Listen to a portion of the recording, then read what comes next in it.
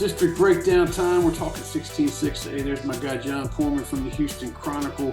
John, we discussed kind of off camera. This thing went all the way down to the last week of the season, and they still couldn't get an outright runners. Four guys tied for first. Talk about this Cypress District and how it may shape out this year. We're going to look for yet another mad dash to the finish.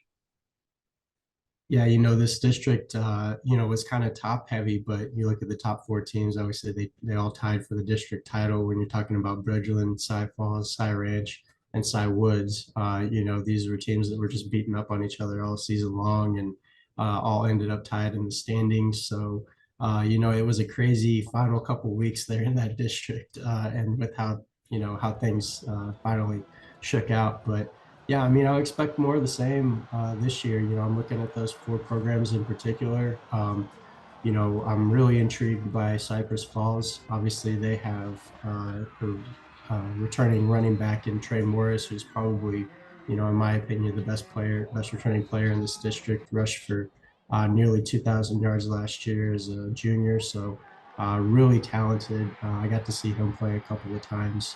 Really impressed with what he was able to do. So, going into this year, you have Cy Ranch, obviously, who's always a perennial district title contender. Cypress Woods had a fantastic year last year as well. And then Bridgeland with new coach Lonnie Madison coming over from College Park.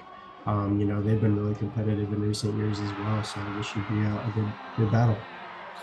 It was kind of interesting last year. Each one of those teams that tied for first, they kind of took a loss that you didn't expect. Like Langham Creek would come up and get them every once in a while. It's hard to be consistent in a district where everybody knows everybody. You probably grew up together playing Pop Warner and all that stuff, and amateur football together, and what the other team brings to the table every time. Every time there's a realignment, these teams aren't going to get mixed up. They're going to be put in the same district. So, does it make it more difficult, or easier with the familiarity?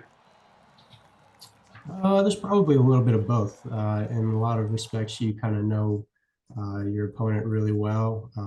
On the other hand, they know you really well as well. So, there's positives and negatives to it, I'm sure, if you ask all these coaches. But yeah, you take a look at this district top to bottom. I mentioned kind of the top four teams from last year that all tied for the district championship. But, you mentioned Langham Creek. They've been right on the cusp of the playoffs the past couple of seasons, just haven't quite been able to break through. And then, Cypress Park was the district champion 2 years ago. Obviously they fell off a little last year, but, really tough season losing a guy like Harold Perkins, who's now All-American at LSU. But,